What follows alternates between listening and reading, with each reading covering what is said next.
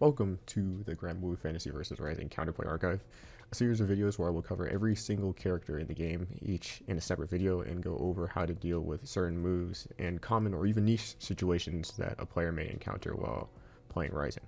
I am a firm believer that being able to understand every character in the game like they're your own is one of the biggest contributors to improvement, and not just Rising, but in fighting games in general. So hopefully this series can help players gain that understanding and, eventually see improvement in their own gameplay. As you can tell by the title, in this video we're going to be covering Anre. Anre is definitely one of the lesser played characters in the cast, and because of this, his tool set is definitely on the lesser known side, with a lot of Anre players getting away with stuff that they probably shouldn't be, but because, no one plays his character, so why would you know? So that's pretty much why I'm making this video, and also so early as it is, so we can kind of give the player base the knowledge that they need to know against this not as common character. So with that out of the way, let's just get right into the video. Starting out with his normals are slower than the average characters for about everything. So to start off, his close out is a 6-framer. It retains all like the normal close 5L properties of it being +4 on block. You see Grant is also +4 on block, even though his is a frame faster. So yeah, Anre is a 6-framer. This will be, I wouldn't say like it's an extremely important thing to take note, but it's something to keep in mind, especially considering certain situations that it may come into account for like certain setups depending on the character you play. So yeah, it's just something to keep in mind, which is why I brought it up.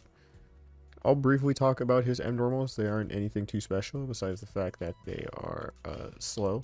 His far M is 10 frames, but it's pretty decent range, all things considered. So even that is kind of like, it isn't like anything impressive, I guess. But like considering Grand's, I thought it'd be longer than Grand's, like significantly, but as you can see, it's not too much longer. So yeah, this isn't anything special. You probably won't be seeing this move too much, but yeah. You have his 2M. His 2M is 3 frames slower, and it has variable frame data depending on when it's hit. Tipper range is 13, and then at closest it's 11. So yeah. One move though that you'll probably have to keep into account, because you'll be seeing this a lot, is his far H. His far H is massive, but it's also extremely slow in terms of startup, like I mentioned. This thing goes about like half the screen and is always -3 on block. So yeah, in combination with his other like long range tools, like I said, you'll be seeing this move a lot. And then sometimes he'll just no cancel, and then maybe show a throw afterwards. And he has a lot of like cancelable option off of this to just like kind of keep his turn going if he wants to. So yeah, keep a lookout out for this move. I really don't have much else to say besides he does whiff it. He is pretty minus. You see -43 right there. But if they whiff this move, then that's definitely on them. But yeah, keep a lookout for this move. His 2U is one of the few 2Us that are a forward advancing like sweep. So you look at Grant's, a normal 2U is just kind of stationary sweep, and he can cancel normals off of it. But for Anre, he has this, which goes about, again, like half screen. Has variable frame data depending on when it's hit. See, hit it like that tip right there is -2. If I hit it this late, then it's -14. So yeah, this is kind of like, you can kind of think of it as like a jump scare sweep from like half screen. Characters that also have something like this is Matera and Lance. Those two I just thought of the top of my head. But yeah, they can't be canceled into any normals, or they can't be canceled in any specials. Sorry. Yeah, it's not too crazy. It doesn't do a lot of damage, but it's just something to keep in mind when you're, you know, even within like this distance from him, because this is a real option. So yeah. Next, going into his 5U. His 5U is it's a parry, which he can act out of almost, I don't even think almost, like immediately after he successfully parries something. So make this easier to kind of show off, I switched to Anre myself. So I just had the grand, or I set the grand to do 6SH. And you see, as soon as I parry that, I can do anything. 4M, 2U. You can even cancel this into a special if he really wants to. Or he can just not cancel it into anything. And then, yeah, he's pretty minus after that. It's almost as bad as if he would whiff it. So, yeah, this move is really, it's scary, to say the very least. This move also works against projectiles. So, yeah, depending on where it's used, obviously, it might not be as useful right here. But it's good to note that he can just do this on like practically anything. On the topic of projectiles, what about multi-hits? Because, you know, most EX projectiles have more than one hit to kind of retain their plus frames. But most parries, you're probably like, oh, okay, it's one hit, and then, you know, that's it. They absorb one hit. But if he really wants to, he could just press it again. So as long as you press parry, you will absorb a hit. If you know how many hits you're absorbing, then you press it that many times, and yeah. So yeah, this parry is pretty good, but a good thing to keep in mind is that one, it is not a true reversal. So just as an example, I'm gonna throw the Anre CPU, and I'm gonna have it do 5U on wake up. But you see, you can hear the animation for it come out, but the button still beats this out. So yeah, it's not a true reversal option. It doesn't come out frame 1. So if they do like using this move, then a good frame trap will catch them out. This is important to know because like on block, he can definitely do this if you leave a big enough gap in between your block string. So example, I'm gonna do this, and then that far M right there gets beaten out by the 5U, and then he can do anything into this. So yeah, knowing that he has this is pretty important. Obviously, it's a risky option for him as well, because if you see he does this, he's minus 40.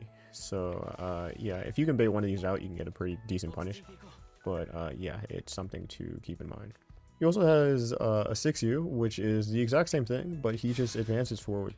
This isn't really anything different from the previous one. It does the exact same thing, but yeah, he advances forward, and he is 9 frames more negative than he was before. So yeah, it's good to know that he has this and then this. So yeah, you can also do this move in the air, and it functions the exact same way. So a lot of Anre players like to just do an empty jump into this to catch people trying to react with an anti-air. So they might do like the stupidest jump you've ever seen, and you're like, okay, I'm gonna just blow them up for this, but nah, 5U is coming. So it functions the exact same way, where if he parries, he can immediately press afterwards.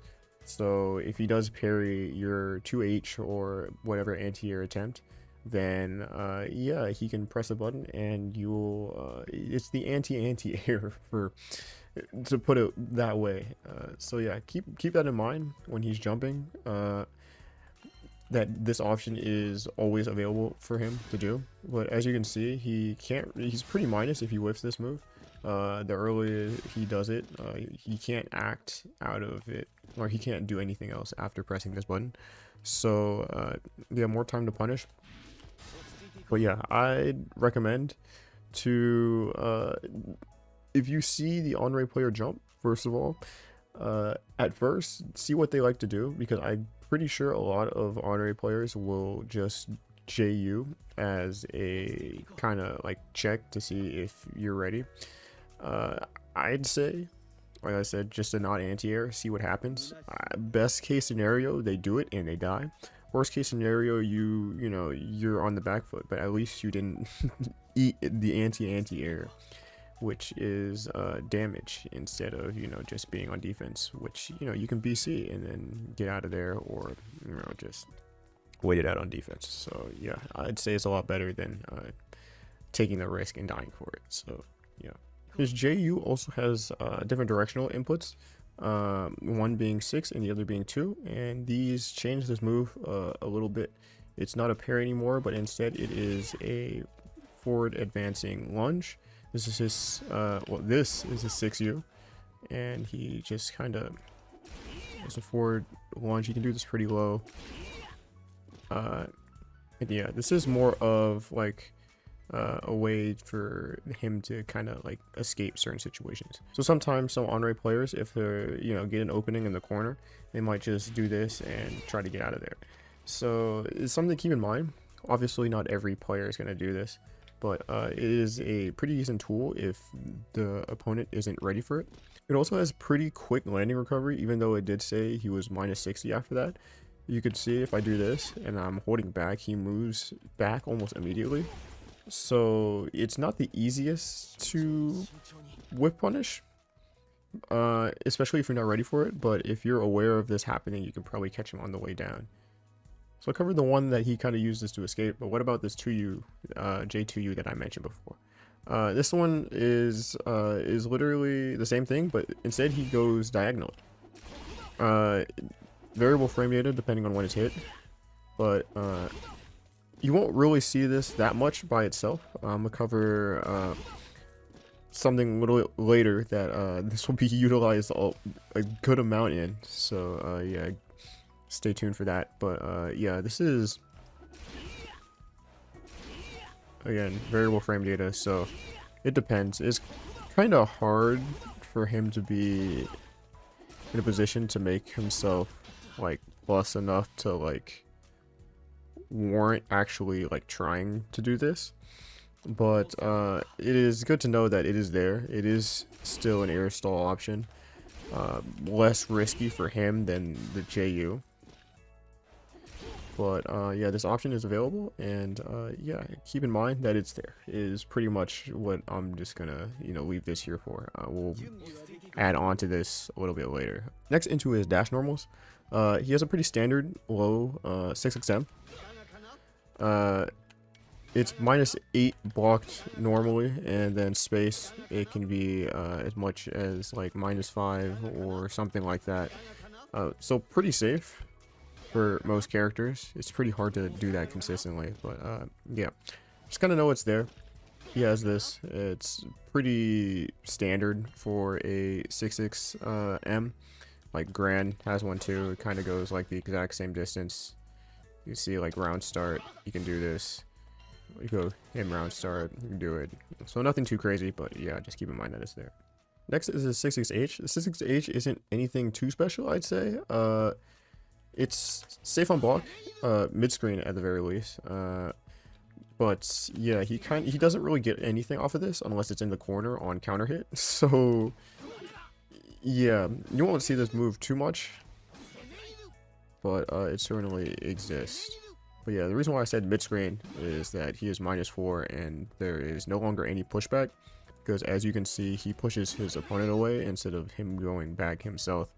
So yeah, if you end up getting him in the corner, or he gets you in the corner and he does this move and he's point blank, then you're in throw distance, and 4 frames is the first active frame for a throw. And yeah, you'll be able to get a throw punish. So yeah, keep that in mind if anybody ever decides to use this move. Moving on to his specialist, we're going to start off with his 236 series, or his kind of spear thrust. This move is kind of it's a zoning tool. There's also an anti-zoning tool, as in this move just kind of kills projectiles for all versions at the very least.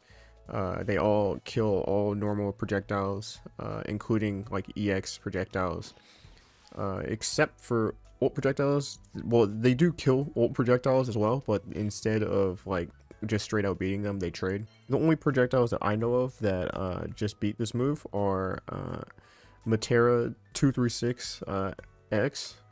For some reason, her 236X actually just goes over the spear, so it doesn't beat it. So yeah, that's good to know. And then her ult skills as well. Matera's ult 236 and 214 also beat out this move because they have an extra hit than normal projectiles. So yeah. And then also Zoe 236U because that's the forward at 150. So yeah. So I guess starting into the L version, just one thing to keep in mind, they all universally have 2 hitboxes, or yeah, I guess 2 hitboxes. The first is the kind of early hitbox, and they'll always be 2 frames worse off than if you hit at the tip, which right there he's -3. You see if I hit it pretty close, or not pretty close because that's not close at all, but you see if it hits, the spear hits earlier and it's -5, it hits at, well, that tip right there and is -3. So this applies to all of his things. It is 2 frames better the later this is hit, but honestly you probably won't have to worry about this too much. It's just a fun fact. But yeah, generally in combination with 236M, you'll be seeing this move a lot to zone. You just kind of throw this out, and then if you throw out a projectile, he beats that out. That's the 236M right there. It's a little bit longer startup. This is also the shortest reaching of the 236 versions. You see this one goes about like 3/4 of the screen. The M version doesn't go exactly full screen, but you see I move a little bit further than it does reach right there. Same with the H version, and then the U version just goes full screen completely. But yeah, the L version is always minus, even though I did show like the tipper thing. He's always minus. At best, he is -3, worse, -5. These can all be rolled and spot dodged. However, your reward for doing so isn't the greatest, because he recovers pretty fast. Obviously, you can do like a preemptive and it might be better, but you see not that much better. With -5 right there, so not a lot of characters can punish from that range unless you're like point blank or you're Belial. I'm gonna say this every time. Belial has well, I never really clarified on it, but Belial has a 2-frame or a 5-frame 2L, which yeah, he can punish a lot of stuff that most characters can't, because 5 frames. Not a lot of characters have a 5-frame normal that isn't their close out. So yeah, with that in mind, even though if you do roll this, you probably won't get too much reward, or immediate reward at the very least, because you won't really be able to punish him. So neutral, you probably won't be able to get too much reward off of this, like I've been saying. But being able to get closer to him is always a plus, because like I mentioned, his normals are a lot slower than before. So you can't really contest in ranges like this, where characters have like a 7-frame normal right here with Grand, and his fastest normal to catch doesn't reach as far, with it being 6 frames, and then his next fastest normal is 10 frames. So yeah, this being in this range right here for most characters is really good. So even if you don't have the immediate reward of being able to punish him on a correct read, then you're at least in a favorable position for yourself in trying to close the gap and continue your own pressure, or start your own pressure, to say the very least. So yeah, if they're using the L version a lot, then rolling it is a good idea to kind of just like get in that space that he does not really perform too well in. So I did kind of briefly cover some of the traits of the other versions, but I'm going to go a little bit more into depth on the M version. M version, like you saw before, has a little bit longer startup. The normal startup for the L version is 22, but the M version is always 40. Well, I guess first active frame depends on how far away you hit it, but yeah, it's not tipper, it's 40, and not tipper, this is 22. So the trade-off for it being 40 frames is that it is always plus. So unlike this one that's always minus, this one is always plus, and you can act like almost immediately after. So a lot of times you'll see like something like that. He'll do an M into an immediate L, or an M into another M, and yeah, he keeps his turn. So when you're spaced out like this, I guess the plus frames don't mean too much besides the fact that you probably will get hit by another one of these. So that's something to certainly keep in mind. The same thing applies with the other one though, that you can roll this, but this one is timed specifically to catch roll off of like normal cancels. So in neutral, this is completely fine. Of course, if you can time this and get a good roll, then you know you're closer to him, so that's always good. But what if, to say, you block a normal and then he does this? Well, you see right there, I immediately rolled and yeah, I got caught. And he's plus 16, which is pretty bad. I didn't talk about the follow-up he gets off of hit, but that doesn't really matter too much if you're, you know, you're not playing the character, so I won't really go into that. But yeah, he gets a pretty decent punish, regardless of if he does the follow-up or not on hit.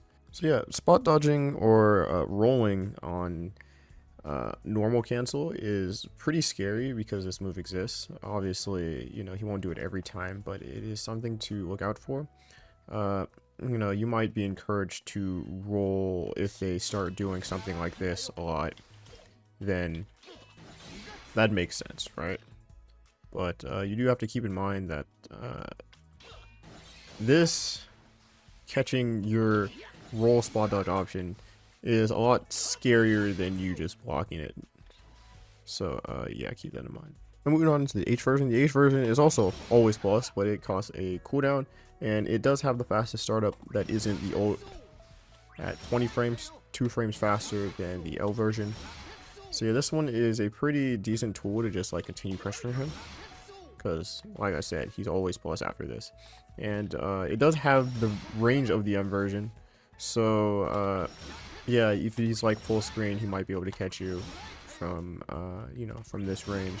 And on counter hit, this is a, I'm pretty sure it is a combo starter from full screen, so it is something to keep in mind. This again does function the same as the other ones, where you can roll it or spot dodge. So you see I roll it, you know, he's still in a pretty good position. And if you're rolling this on reaction, you're going to be even worse off. So yeah, it's really hard to do, and I wouldn't say I recommend it, because even though you're in his face, he's still +6 is a lot better than him being like, you know, like +1 or something like that. So especially on reaction, of course, more of a call out will be better off, but even then it's not the greatest position because it is still his turn. Next, into the U version. The U version is again, functions the same as the other ones, where it's just a thrust, but this one is full screen and he's always -2. There is no tip or hitbox on this one, because the frame data is determined by the last explosion. So yeah, he's always -2 on this. So yeah, again, like I said, these can all be rolled, but it's a lot easier to do it because blue flash, and you can see you're +5 right here. So of course, again, Belial situation, you probably won't be able to punish this if you're not like point blank, but it's good to know that it is definitely your turn if you spot dodge this correctly or roll this correctly. I did mention this move just beating projectiles, but I never actually showed it. So just to give you an example on what it'll look like in a real match if it happens. So this is the L version versus just a normal projectile. You can see that it deletes the projectile and it hits Gran through it. So yeah, even EX projectiles just get deleted by the L version. So yeah, as you can see, the exact same thing happens. So if you have any projectile and you're playing against this character, you are most definitely not safe, because yeah, the zoner has an anti-zoning tool. So yeah. Next, moving on into his 214 series. 214 series is a forward advancing spin. That was the L version. This is the M version. This is the H version, and then this is the U version. So just so you know what they look like. But yeah, let's go a little bit more into depth on what each one of these do. So the L version isn't anything crazy. This is a save on block, pretty much block string ender, or his far light confirm if he doesn't want to spend a cooldown. But yeah, there's nothing really outside of that. He is -3, so no one can punish this. One thing to note, I guess, because there isn't too much about this move to talk about, is that it does frame trap on a far light. So if I were to press right there, I was pressing 5L, I got caught. So it's not like this move is gapless, it's just, you know, it's there. He doesn't get anything off of this besides, you know, the counter hit on you pressing, but it is a safe ender for him. So yeah, keep in mind, you can't punish this, but it is your turn after you block this move. You can also roll this or spot dodge it, but it's pretty weird, especially with this version in particular. You probably won't be... I wouldn't say I encourage you to try to spot dodge this every single time, because as you can see, you do switch positions, but it's not your turn. Not like him being +1 is very scary at this range. Yeah, it's something to know, not something you'll probably be thinking about too often. But yeah, the M version is basically the L version, but it has longer startup and it does more chip. As you can see, if you kind of look at Grant's health bar right now, that did a little bit. This is a little bit more. So yeah, this one is also the same frame data on block as the L version. This is kind of more of a combo tool, to be honest. For certain situations you don't want to spend a cooldown, for what I know at the very least, because this move is pretty risky to do on block. So just like the other version, it can be rolled, but as you can see, this animation is extremely long compared to the other one. So what happens if I roll it? He is -21. So if you happen to play against an Anre player that likes doing this move for some weird reason, you can roll it and yeah, you can kill him for it. So just as an example, something you might be able to do. But yeah, obviously that wasn't anything too crazy, but if they do like doing this move, then yeah, you can kill him for it by just rolling. I wouldn't recommend you spot dodge, because you spot dodge, you get caught by the later hit of this just in place. So yeah, if you are thinking about dodging or rolling, definitely roll. That is the safest option against this move. Or just block it, because it's nothing too crazy. The H version is one of his main combo starters, or yeah, pretty much it launches in the corner for him to continue a combo. But yeah, on block, this move is not safe. It is actually -7. So for example, I set him to just do a block string into a 214H, and yeah, as you can see, true punish right there. And yeah, obviously it depends on what your character has. He might not be spaced for you to get a close M, but some characters do have a 7-frame normal, like Grant has a 7-frame for M. He has a 7-frame 2M. His 4L is 6 frames. So yeah, usually even space, if they do this on block, you can kill him for it. So yeah, keep that in mind. Also, just like the M version, you can roll this. However, it is a true block string because it comes out a little bit later, or no, it comes out earlier on an auto combo. But if it's something like this, then you can roll it. And yeah, he's the exact same frame data minus that he was on the M version. So if they do like doing this on like a light for some reason, then yeah, you know what to do. Same rule applies when spot dodging this. You'd rather not, especially since this one leads into a full combo on hit. You see the wall bounce enables the full combo. So yeah, keep that in mind. Also, random fact I figured out when messing around with this character, trying to figure out what to put down for this video. I do like to test stuff to see what happens if it hits late, but this move is also one of the things where it has variable frame data. You wouldn't really expect that because it has so many hits, so you're like, okay, it should always be -7, but depending on how late this hits, let's just see if I can do it, because it's kind of hard. You can see if I hit right there, he's -5 instead of -7. So yeah, you probably will hardly ever be seeing this, because I don't know why you'd ever like go for this. But yeah, the frame data can change depending on how late it's hit. Like I said, you probably won't be like seeing this at all.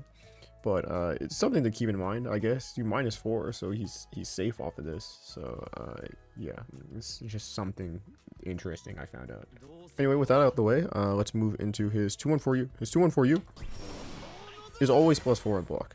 It also travels full screen regardless. So keep in mind, if you block this, it isn't your turn. He's always +4 on this, no matter when it's hit, because it always travels full screen, so it's always hitting at the same time.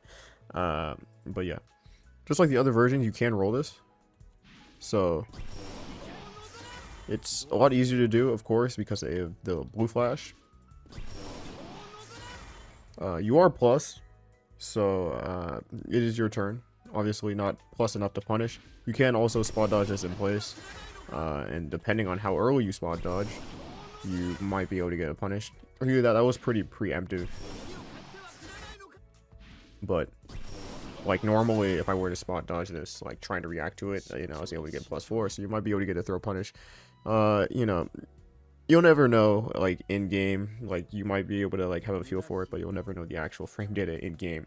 So yeah, if you want to roll this, feel free. If you want to spot dodge this and try to punish, then by all means, you might be able to, but just keep in mind the safest option right here is most likely to get a throw. The reason why I'm mentioning roll so much with blue skills, it will come in a little bit later after I get through this next portion, but he has a little thing with one of his other ult skills that does oftentimes beat spot dodge. So yeah, being able to keep in mind that roll is probably your safest bet when you see ult skills is a good habit to kind of get into. But yeah, I'll cover that a little bit more later. Anyways, did you know that he can do his 2-1-4 specials in the air? So yeah, I'm gonna cover that next. They all kind of act the same way in terms of like they kind of have the same traits. The L version is pretty fast, but he's not -3 on block anymore. He is even. But for most characters, this is a pretty good position to be in because yeah, if you're right in front of his face and he does the L version for some reason, then yeah, he has a 6-frame 5L. So if you're playing a character with a 5-frame 5L, then you beat him in this situation. This isn't anything too crazy on block. You'll be seeing this move or this you know, this series of moves a lot more in terms of a throw bait, because especially with his H version is plus on block, his M version is also plus on block. So yeah, you'll be seeing a lot of Anre players try to run up and throw bait with this, and then if he gets that, he has a full combo, and if not, he's still plus. So yeah, but in terms of the L version, he is even. So if you happen to block this, it's your turn. If you have a 5-frame close light, which most characters in the cast do have. So yeah, keep that in mind if they ever happen to show this move. The M version, like its grounded version, has a longer startup, but this time it is +1 on block. It's almost half a second long. It has the exact same frame data for first active frame as a Raging Strike, but you're probably not going to see a lot of players do this as a throw bait using the M version in particular. You might see this more actually as in an air stall, because he kind of waits a little bit before coming down. He's always, again, +1. But yeah, he does have a couple of air stall options like you saw before. He has this, or not even air stall, to bait out an anti-air. He has this JU to completely beat it out. He has this air stall where he waits a little bit and kind of just like dives down in his J2U. And then he has this, where he stalls a little bit in the air and comes down. So yeah, you probably won't be seeing this too much, but it is something to keep in mind that he is plus if you block this. Next is the one you'll be seeing a lot for throw baits, is the H version, because it comes down, first active frame is 14 frames, and he's +3. So even if you don't fall for it, it's still his turn. And then on a full, or not on a full combo, on hit he is +7, so he gets a full combo off of this. I keep saying just like keep this in mind, but like what do you do about it? This is a pretty decent throw bait, all things considered. Because if you do throw, it just beats it out, and if you block this, then it's still his turn. So what are you doing about this? So one of the things that Grand Blue Fantasy vs Rising in particular has in this game is something called a button tech.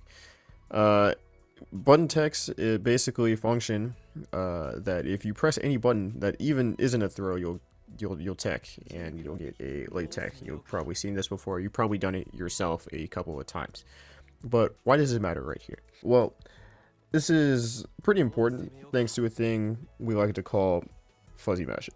So if you don't know what a fuzzy is, it's basically you're putting an input out when you expect something else to hit. So essentially you're doing an input during the time something else is going to happen in order to beat out a certain option and also cover another. So I don't think I explained that too well, so let me show you how it works in action. So for this situation in particular, I set the computer to do two things. One is a run up throw, so do something like this. And then two is a run up throw bait, which will look something like this. So if I time these buttons right, then I should be able to beat out both options. One, taking the throw with a button tech, and two, catching out this throw bait with a close medium. So you see that right there. I was able to catch that out. And he threw right there. And I'm able to tech with a button.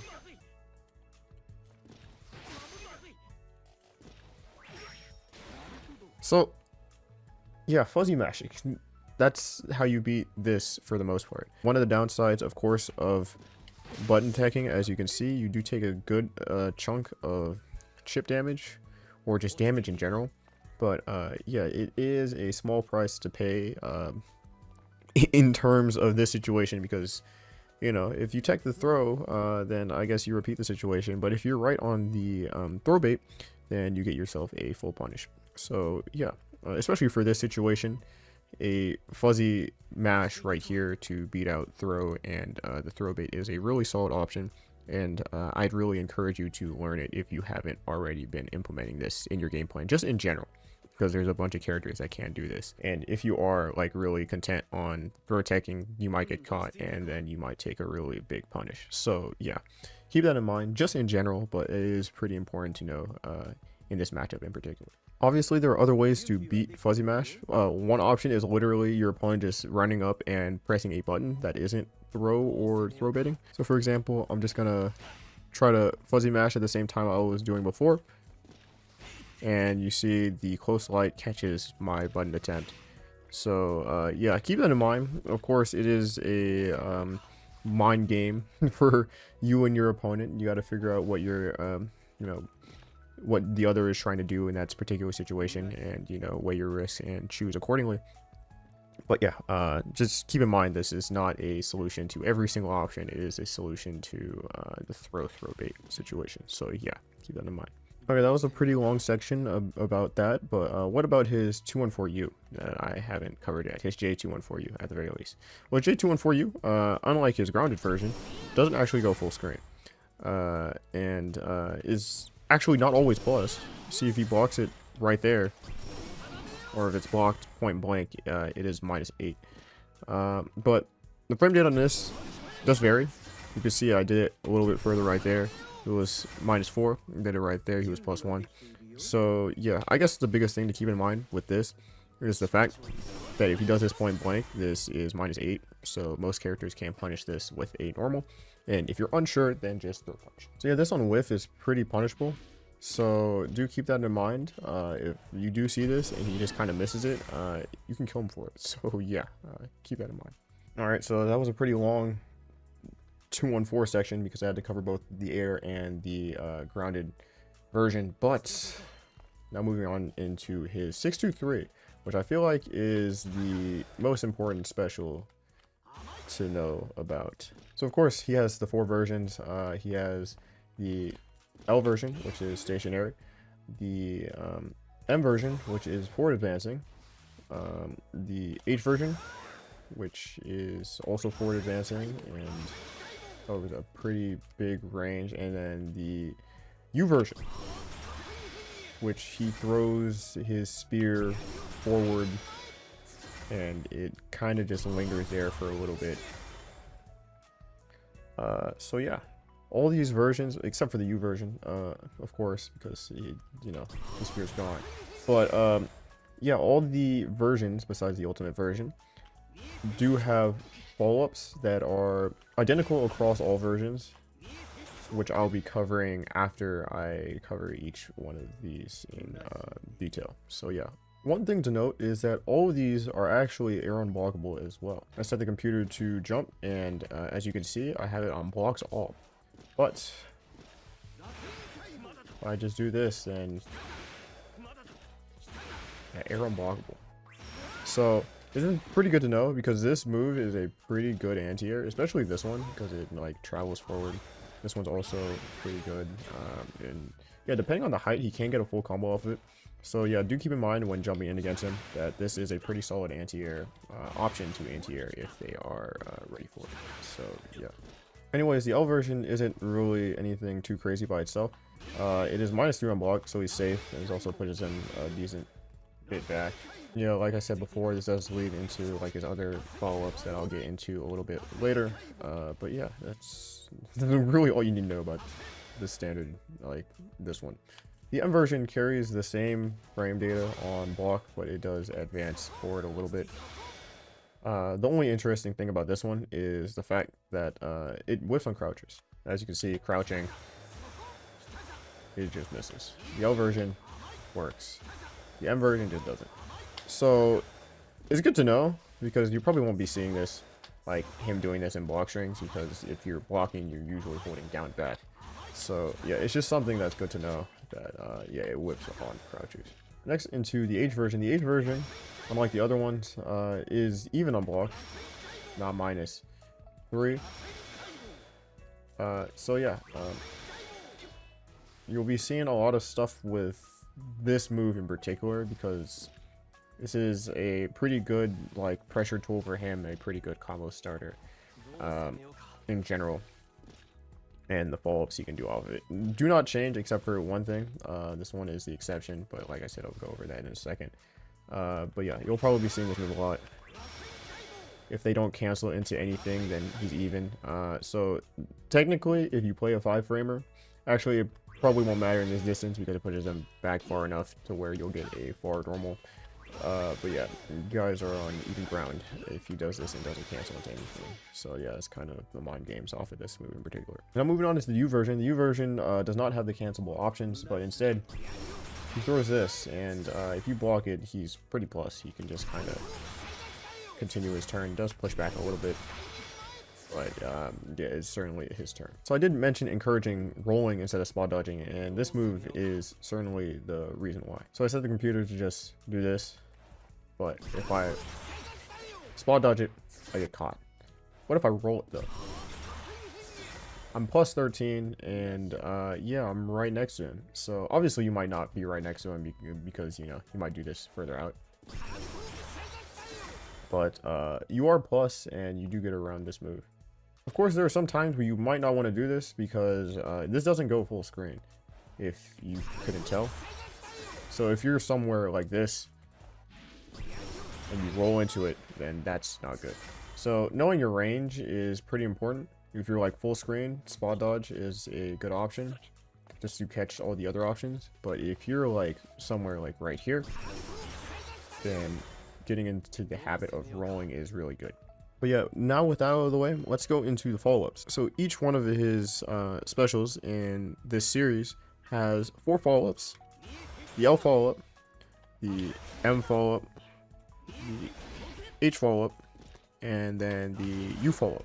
These are all completely identical in terms of frame data across all the L, M, and the H versions, except for the L version. But yeah, we're going to cover that first. So the L version is his fireball, essentially. It shoots out his spear, and yeah, it's kind of like his other zoning tool. So you might see like this in combination with this. So yeah, the L version for everything except the H version, point blank, is -5. So it is certainly not his turn after this. If you're Belial, you could probably punish with A2L. But of course, Belial things. But yeah, this, you can kind of treat this as a standard fireball. So you can just roll it or spot dodge it in that situation. Roll it is always the better option if you're trying to get closer to him. But of course, depending on the distance, changes how, like, what the frame data is. You saw I did like a kind of preemptive roll. I was +10 in his face briefly before I backdash. But yeah. So what's the difference between the L, M, and the H version? Well, in this in particular, the H version in comparison to all the others.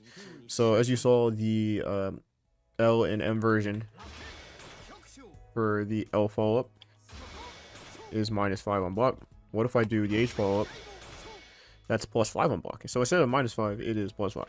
So yeah, this is his kind of... It's my turn. So yeah, it's good to know.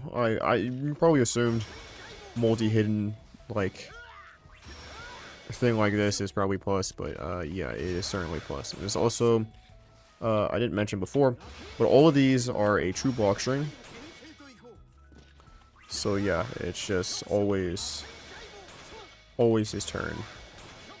Of course, if you don't want to deal with this, then just BC. It gives you a hard knockdown, and yeah, if you don't want to deal with the plus frames, of course. But yeah, that's always a solid option if you're like, nah. With this being a true block string, however, there is one thing I'd like to emphasize, is that with, like I said, with this being a true block string, you can kind of just mash in between this, and if he decides to do anything else that isn't this, so like for example, if he were to do this and cancel into something, then your button will come out. And a lot of Anre players, well, not a lot of, but some Anre players that I've seen, there isn't a lot, so I can't say a lot of, but some I've seen will do this into a no cancel and then kind of like run up for a throw bait to reset. So something like this. So since it is a true block string, if he does the follow-up, you can kind of just press right here, and you see your button won't come out, even if you're mashing it. As you can see on the input reader, I was mashing 5L, and if he tries to reset, then yeah, just kind of punch him. So yeah, it's something to keep in mind. Obviously, he can do like a normal himself, and you'll probably trade. Because of the fact that, you know, 6-frame versus 6-framer for most characters at the very least. So yeah, not saying it will always work, but it's something to keep in mind if they like showing this option. Anyways, that was probably the most in-depth we're going into a move like that, but the rest are the same across every version of the special. So, you know, we're going to go into the M version because that's, you know, we go LM. But the M version, despite it going, him swinging down, this is a mid. So, yeah, don't think you have to block this high. But it is -6 on block. So if he ever does this, it is your turn. And most characters can punish this because it is -6. So, yeah, punish accordingly if he ever does this. But, yeah, this is also a true block string. So don't worry about it. Like, too much. This option you'll hardly ever see. It's used for some combos from what I've seen, like his anti-air combo with this move.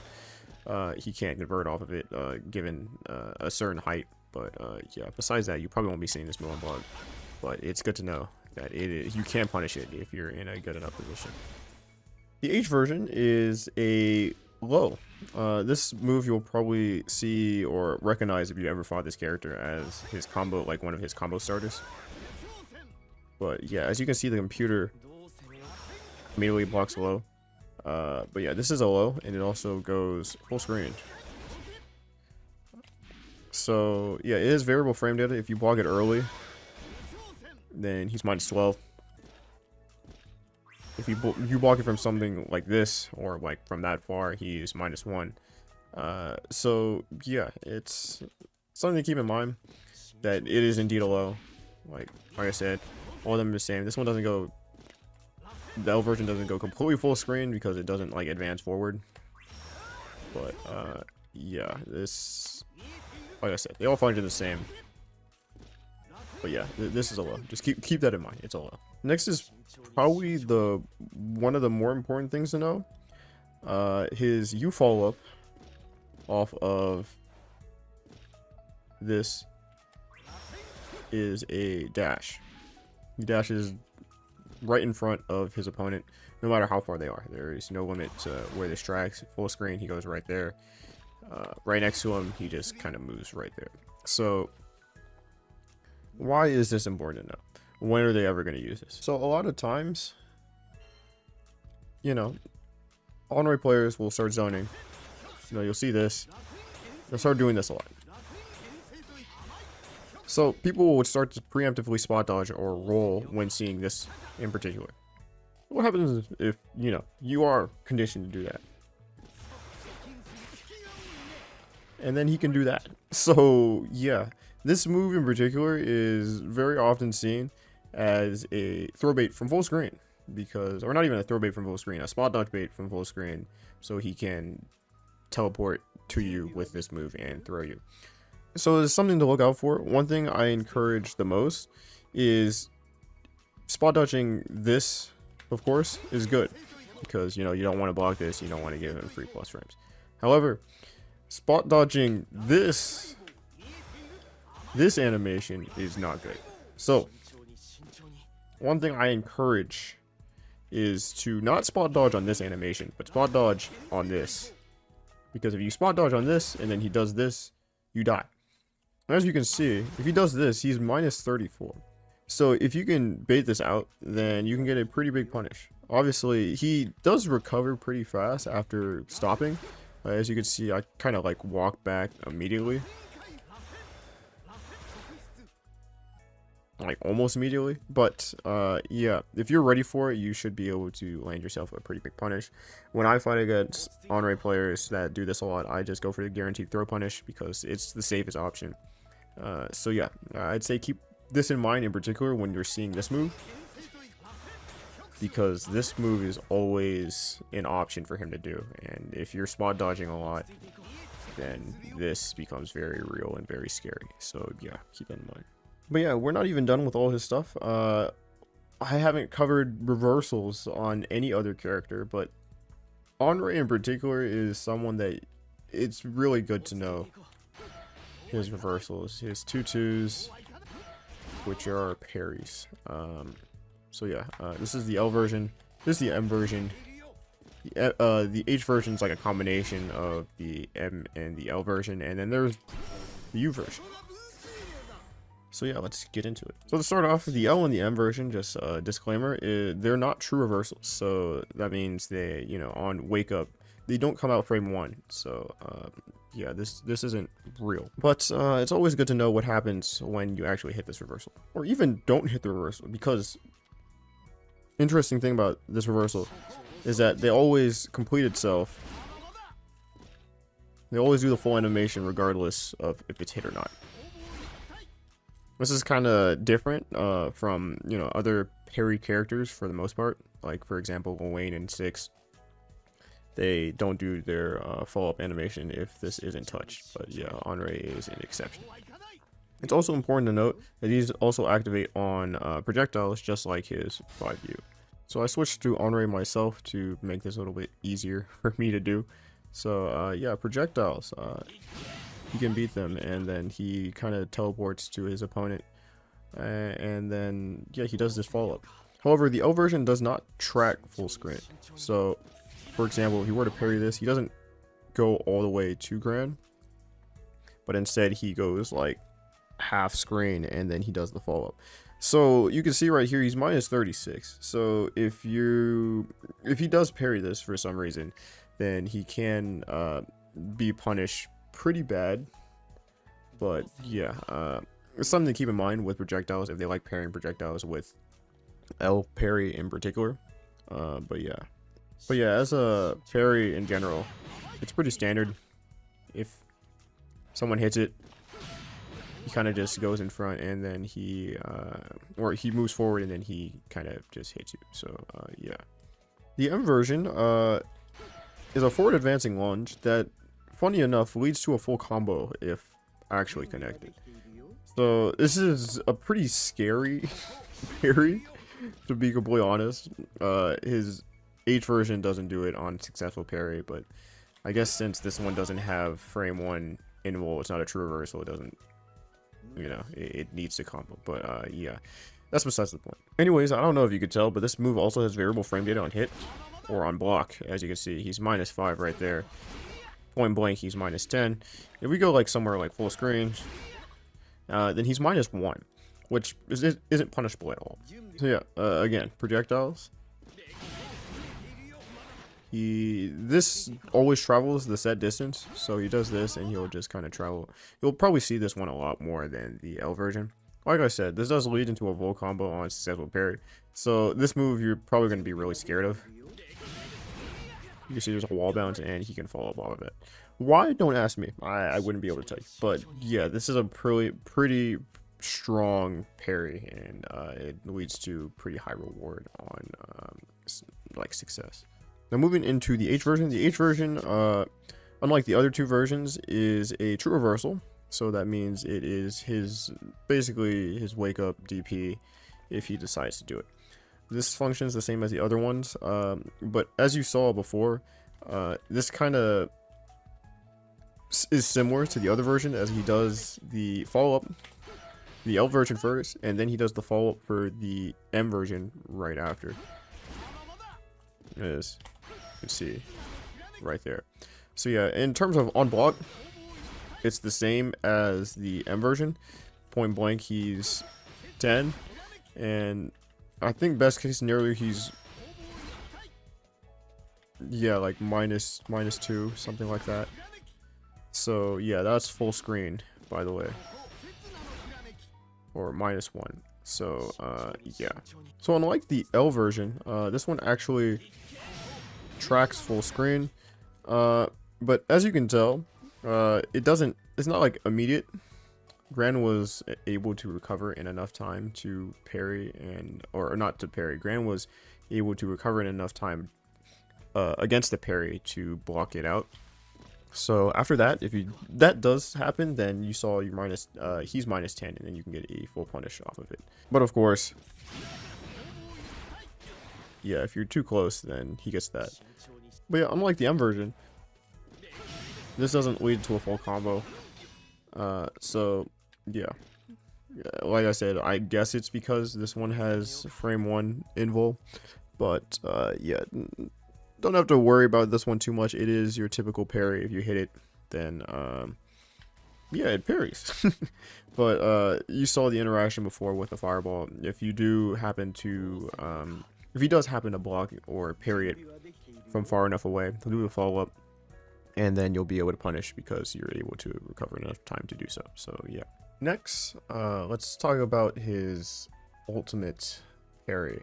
So this, again, like the H version, is a true frame 1 reversal, but it's different. Not in the fact that it doesn't do the follow-up like the rest of them on whiff, but if you block the follow-up, he's actually plus.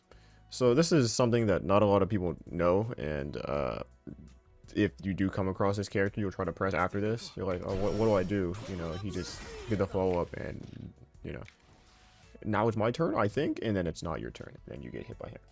So yeah, what do you do if you successfully bait this move? Because as you can see, the follow-up comes for you regardless, and it's his turn if you block it. So I just set it to do it on wake up. So you happen to bait out the first. You can wait out before or after the parry frames end and before he shoots out the follow-up, and you can hit him. So it does give you a counter hit. So if you're close enough, then that is a good option. But let's say you're a little bit late to react, and you're like, oh, I can't get him before he shoots out the thing. You can roll this, and yeah, he's still pretty minus right here, as you can see. So yeah, you can get a pretty big punish regardless on what character you play, because yeah, that's a lot of time to do whatever the hell you want. So yeah, if you see this parry and you know you don't hit him, and you know, if you don't activate the parry, that's what I meant to say, then there are various ways to go about punishing this move. Now, moving into one of the last sections, we're going to talk about his super. the install, where he spawns 7 spears, and this, funny enough, lasts 20 seconds. Basically what this does is that on every normal that isn't a light normal, you see I do lights right there, nothing happens. But if I do far normal, this activates and he's plus. So like I said, this activates on every single normal that isn't a light normal. So it makes stuff that he used to do, him being minus, you know, it makes it plus. So stuff like this forward advancing low is now a skip neutral tool.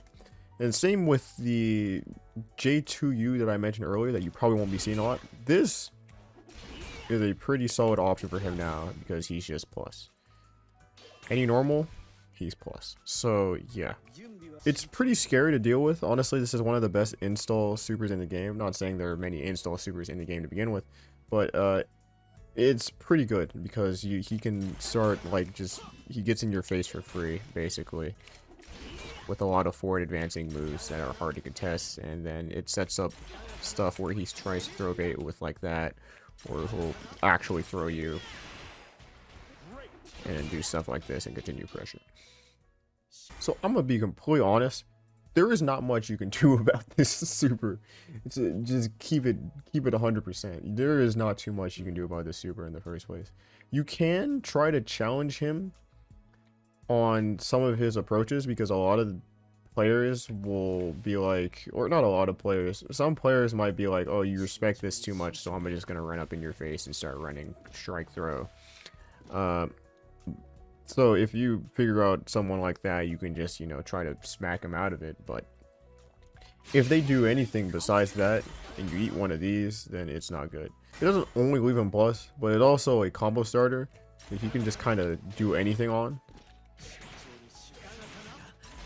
So like, obviously I'm not good at doing this, but like, he just kind of gets like the world off of getting a single hit.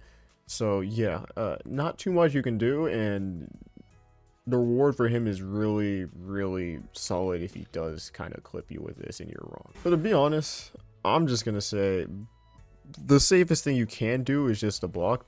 These things do chip, but it's like very minimal, so you won't really notice it unless you're literally at chip point. So I wouldn't say there is much urgency to get out of this. I think best case scenario, or not best case scenario, best option is to just kind of wait this out, because you can't really challenge him when he's in install. Only other thing that is semi good to know is the fact that he's not always plus. If he does a poorly spaced 2U, then he's -6. So you can like throw punish him for most characters, and then other characters that have a close like 6 framer or 5 framer, then you can do that. Obviously depending on spacing it changes. So that was spaced even the tiniest bit, and he was -2. But yeah, if he does do this point blank, he's -6, but that's like the only thing he can be punished on. So yeah, it's something to keep in mind, but good players know this and will never do this. So yeah, there are a couple situational things that I did want to talk about, but when I say I did want to talk about them, I already talked about them. But I guess I'll briefly, you know, cover it in this little like summary section. So yeah, like I said beforehand, for the 623 in particular, if you're spot dodging this, please stop. Spot dodge to this instead. You see this follow up, because this is real and you will get thrown, and that's not good. So yeah, other thing of course is to be careful trying to anti-air him, because he has a lot of anti-air options, the scariest one being this, which he gets a full combo off of, and then, you know, he has other things like this and this. So yeah, keep that in mind.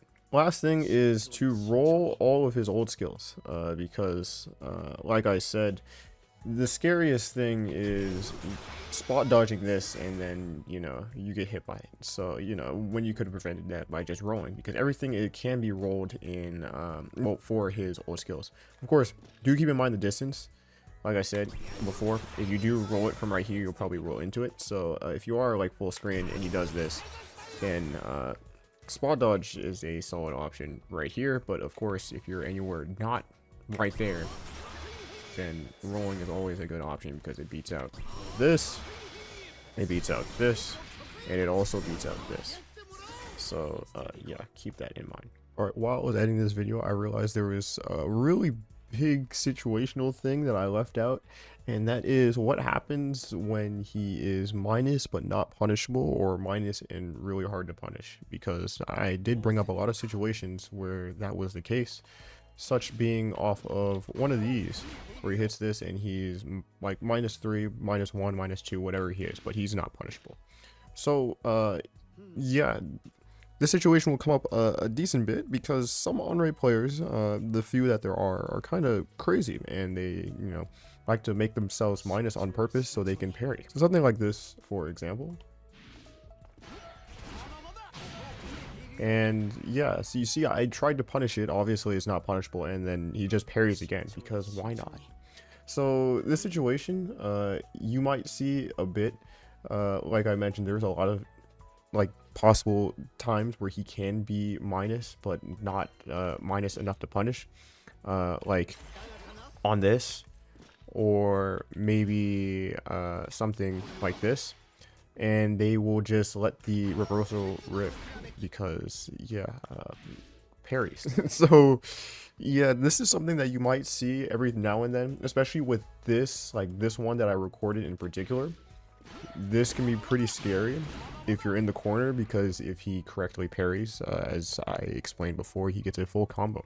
So yeah, this is just something that you need to have in the back of your mind at all times. If there are times where you can't punish him on something like that, honestly, it's probably not a surprise if you see what I just recorded in actual game, where they'll parry from full screen and then just parry again, because yeah, the reward is good if they're right. And a lot of people will try to punish something, or at least take their turn back when they see that, you know, he just did parry from full screen, he's minus, so I should take my turn. But yeah, the solution to this is pretty simple. Literally just like, if you see them doing this, then just wait, and then you can get yourself a punish. So yeah, it's nothing too crazy, it's just something to know, because a lot of Anre players like to do this. For, like I said, for the few that there are, a lot of them will try to do this. So yeah, well, that about wraps up this counterplay guide for Anre. This character is definitely not seen a lot, but I feel like he's definitely one of the more knowledge checky characters in the game. That, you know, of course doesn't help by the fact that no one plays him. So yeah, when you do run into him, then you know, I expect a lot of players to just be confused. But I hope that this kind of cleared up some of the nonsense he might have been pulling on some of the players that don't see him very often. And you guys can kind of, you know, take that knowledge and apply that to the next time you run into this character, whenever the hell that might be. But regardless, I appreciate anyone for stopping by this video. Of course, if you have any questions, feel free to leave them in the comments. I'll try to respond to the best of my ability. If you enjoyed this video, then, you know, make sure to leave a like and subscribe if you want more of these videos, or want to, you know, keep updated on when the next one drops. I don't have a character planned, so if you have any character requests, please let me know. I do just kind of like take anything that I see first and just kind of put it on the list, and then yeah, we go from there. But yeah, that's enough of me yapping. Hope you guys have a great rest of your day, great rest of your night, whatever time it might be for you, and I hope to see you guys in the next video. Peace.